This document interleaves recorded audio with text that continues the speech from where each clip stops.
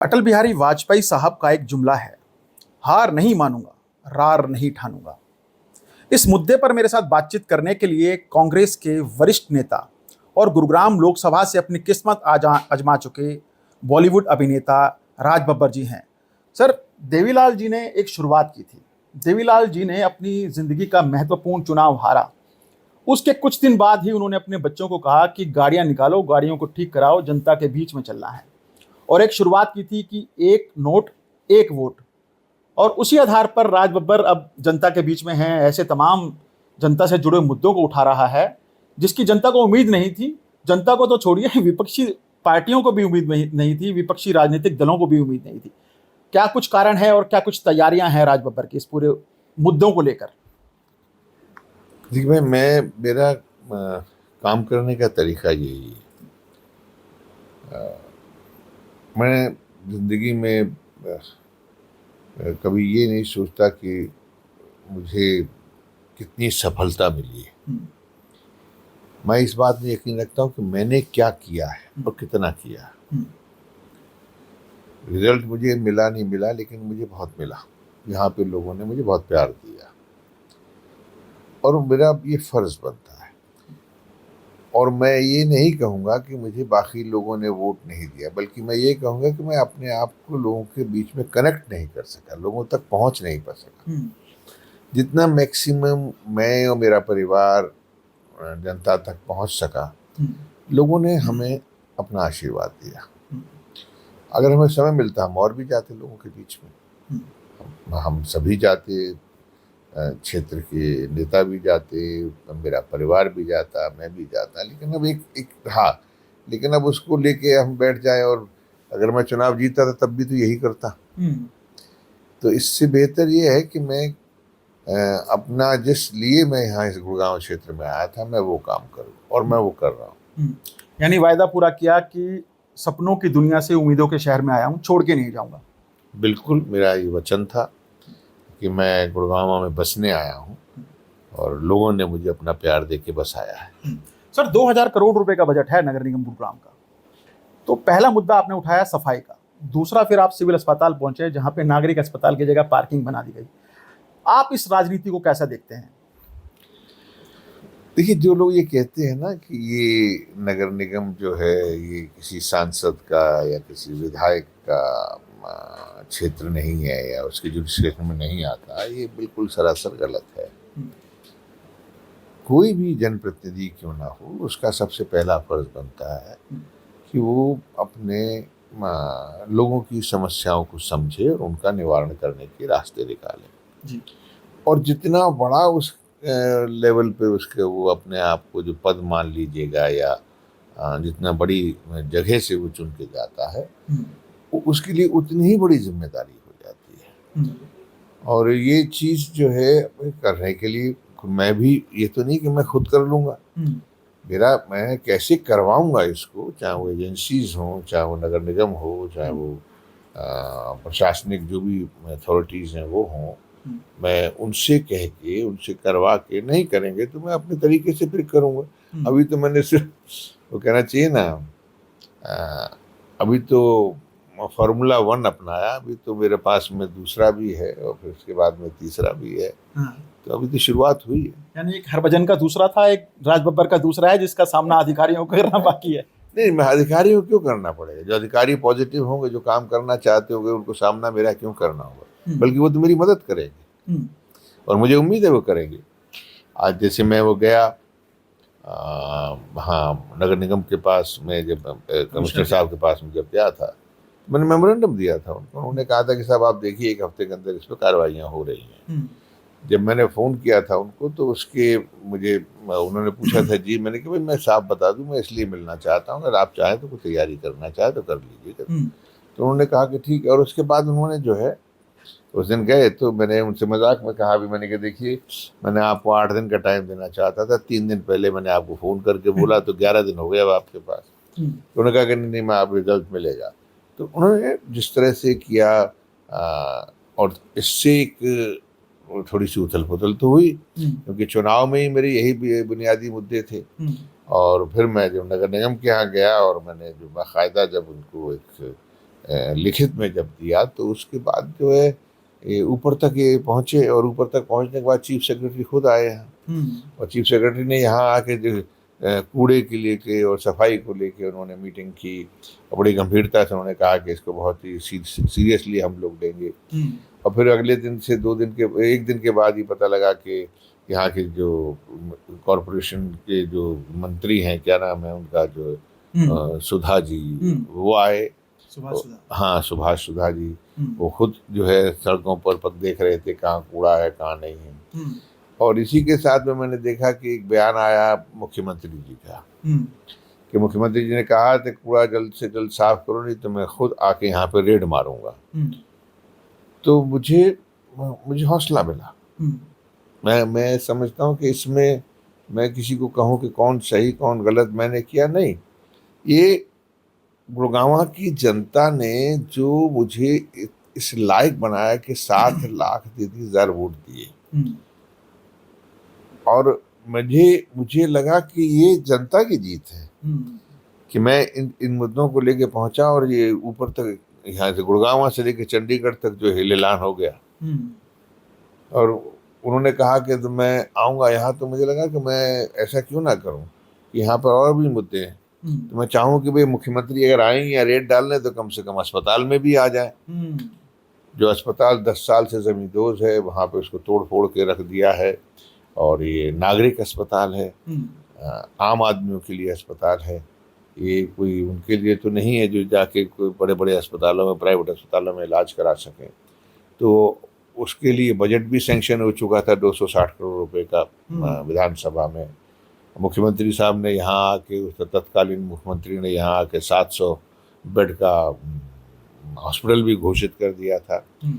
तो मैं गया, मैं देखूं शायद कुछ तो काम हुआ होगा। तो वहाँ देखा जाके तो वहाँ तो कुछ भी नहीं, वहाँ तो खुदाई भी नहीं हुई, वहाँ तो कुछ लेना देना ही नहीं, वहाँ तो सफाई भी नहीं, बल्कि वहाँ तो पार्किंग है। तो मुझे लगा कि मैं ये मुख्यमंत्री साहब को ये आगाह करूं कि भाई अगर आप रेट डालने आ रहे हैं तो यहाँ भी आइए, कि जो है आप ही की सरकार के मुख्यमंत्री यहाँ बोल के गए हैं कि 700 बेड का जो है अस्पताल होगा। उस वो कहाँ है अस्पताल, ढूंढिए आके, कूड़ा तो उधर देखेंगे, इधर आके अस्पताल भी ढूंढ लीजिएगा।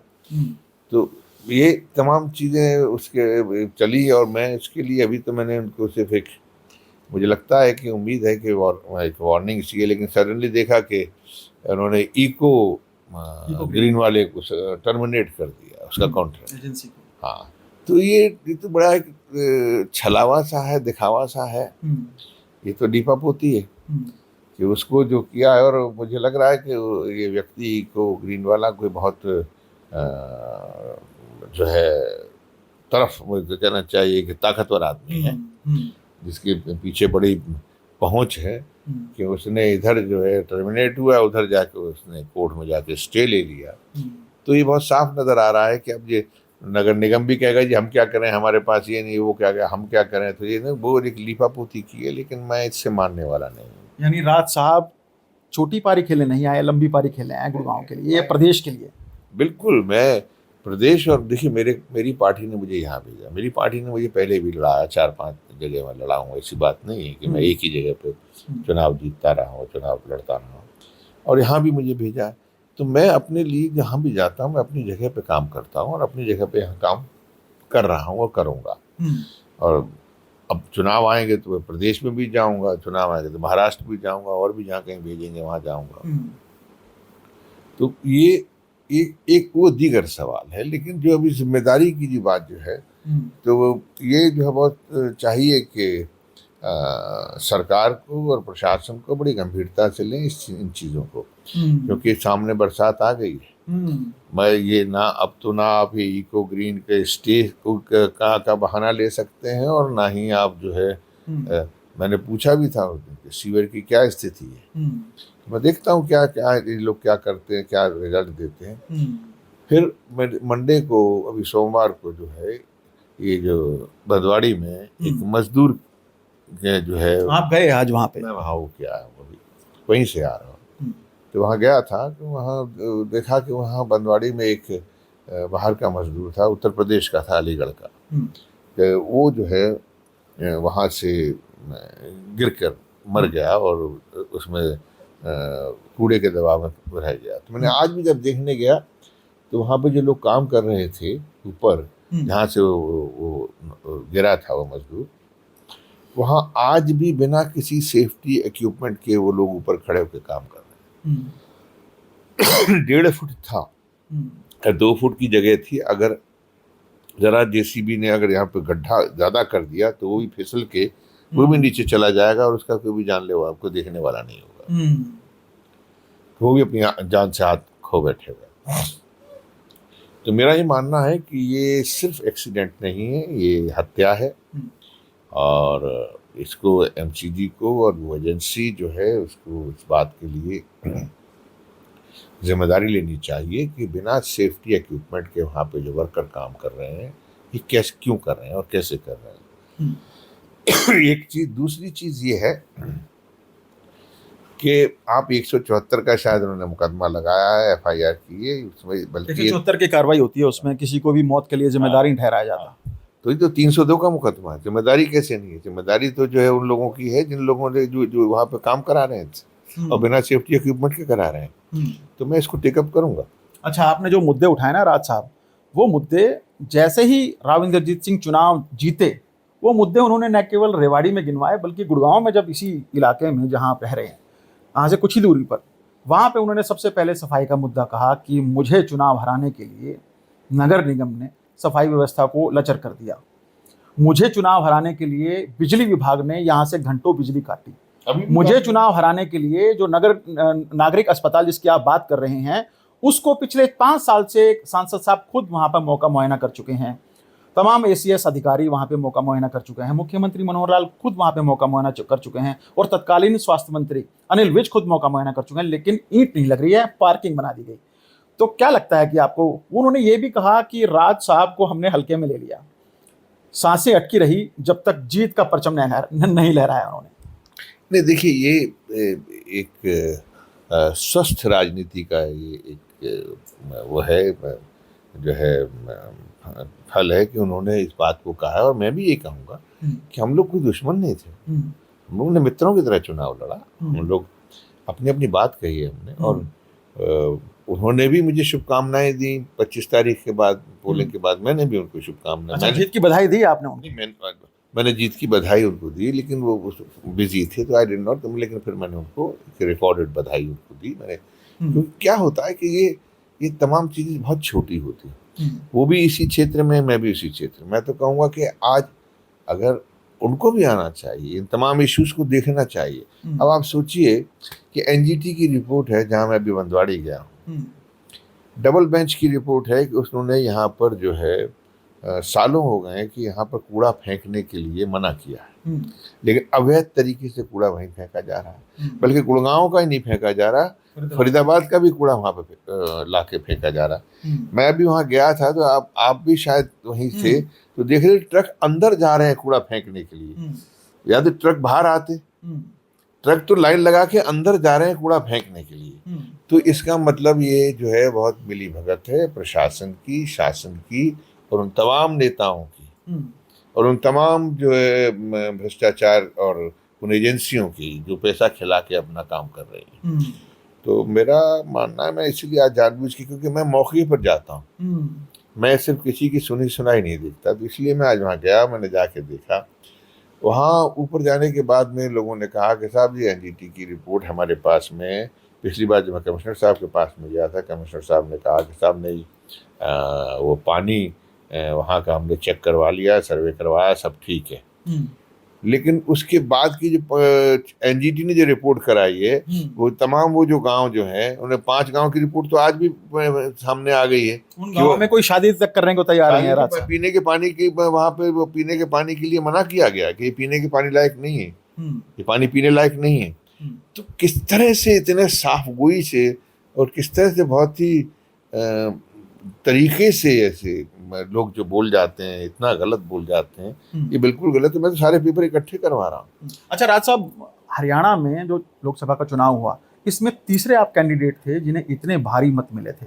हुड्डा साहब से बात हुई? हुड्डा साहब ने कैसे अप्रिशिएट किया आपको? नहीं, हुड्डा साहब तो बल्कि इस बात के लिए अफसोस किया उन्होंने कि इतना चुनाव जो है थोड़ा सा वक्त की कमी की वजह से ये चुनाव जो है फिसल गया, नहीं तो अदरवाइज ये चुनाव जीत रहे थे। अच्छा, राज साहब की क्या कुछ तैयारी है? प्रदेश की राजनीति को लेकर बात करते हैं हम, अगर हम कांग्रेस की बात करें तो। देखिए, मैं बहुत आश्वस्त हूँ कि कांग्रेस की सरकार बनेगी प्रदेश के अंदर, और मेरा अब दायित्व है कि मैं बाकी प्रदेशों में जाता ही हूँ, बाकी जो केंद्र की जो मुझे मेरे जो मेरी पार्टी है मुझे भेजती है। मैं जानता हूँ कि महाराष्ट्र में भी चुनाव है, 7 मई हो गए, तो मुझे वहाँ भी जाना पड़ेगा, लेकिन मैं ज़्यादातर जो मेरी सक्रियता मैं रखूँगा, मैं हरियाणा में रखूँगा, और मैं चाहता हूँ कि हरियाणा में ज़्यादा से ज़्यादा लोग जीत कर आए कांग्रेस के। कांग्रेस में, प्रदेश कांग्रेस में, हरियाणा प्रदेश कांग्रेस में जो मौजूदा स्थिति है वो ठीक नहीं चल रही है। किरण चौधरी ने हालांकि टिकट न मिलने के चलते अपनी बयानबाजी को जारी रखा था, तब इग्नोर किया उस बयानबाजी को, लेकिन फिर चुनाव के तुरंत बाद हुड्डा साहब पर हमला कर दिया कि इस तरह से मनमानी चल रही है। तो आप कैसे देखते हैं कि किरण चौधरी जैसी नेता, एक कद्दावर नेता जो कि बंसीलाल परिवार से जुड़ी हुई है, पार्टी छोड़कर चली गई, भारतीय जनता पार्टी का दामन थाम लिया? देखिए, अगर किरण जी आज पार्टी में होती तो मैं ज़रूर उनके बारे में बात करता, लेकिन वो दूसरी पार्टी की सदस्य हैं और उचित नहीं लगता कि मैं उनके बारे में कोई बात कहूँ। न केवल किरण चौधरी, कुमारी शैलजा ने भी हुड्डा साहब पर तीखा हमला बोला है कि इस तरह से स्थिति नहीं चलेगी, विधानसभा चुनाव सर पर है, कहीं ऐसा ना हो कि बहुत देर हो जाए। अब कैप्टन अजय सिंह यादव ने भी भूपेंद्र सिंह हुड्डा की कार्यशैली को कटघरे में खड़ा किया है कि अगर टिकटों का वितरण सही तरीके से होता तो हमारी 8-10 सीटें, ये 10 की 10 सीटें आ सकती थी। आज ये सब सीनियर लीडर हैं हरियाणा के, और बड़े श्रद्धेय हैं, बड़े सम्माननीय हैं, बड़े माननीय हैं। मैं इन पर क्या टिप्पणी कर सकता हूँ? मैं तो यही कह सकता हूँ कि जो वो कह रहे हैं उनकी बात पर गौर होना चाहिए। राजनीतिक गलियारों में ये भी चर्चा है कि राज बब्बर मुख्यमंत्री के तौर पर भी देखे जा रहे हैं। पंजाबी चेहरा हैं, और हरियाणा की राजनीति में अगर भूपेंद्र सिंह हुड्डा के ऊपर जिस तरह से तमाम नेता कटाक्ष कर रहे हैं, तो राज बब्बर की छवि एक साफ सुथरे नेता के तौर पर जानी जाती है, तो मुख्यमंत्री के तौर पर भी ऐसा राजनीतिक गलियारों में हम ऐसी पुष्टि नहीं कर रहे हैं। देखिए, ये किसी राजनीतिक गलियारे में नहीं है, ये बहुत ही हाइपोथेटिक सी बात है। ये जानबूझ के जो है इस तरह की बातें फैलाई जाती हैं ताकि थोड़ा सा आपके अखबार और चैनल भी गर्म हो जाएं। राज बब्बर ने कभी इस तरह की बात नहीं सोची। जहाँ तक हुड्डा साहब का सवाल है, वो मेरे मित्र भी हैं, बड़े भाई भी हैं, और मैं कांग्रेस प्रेसिडेंट ने राहुल जी, खड़गे साहब और उदयभान जी और जो है हुड्डा साहब, इन लोगों ने मुझको यहाँ लेके आए हैं, तो मैं इतना भी नहीं हो सकता हूँ दगाबाज की मैं अपने ही मित्रों के बारे में ऐसी बात सोचूं। नहीं, पार्टी आलाकमान अगर आपको मौका देती है, पार्टी आलाकमान इतनी तो समझदार है कि उसको किसको मौका देना।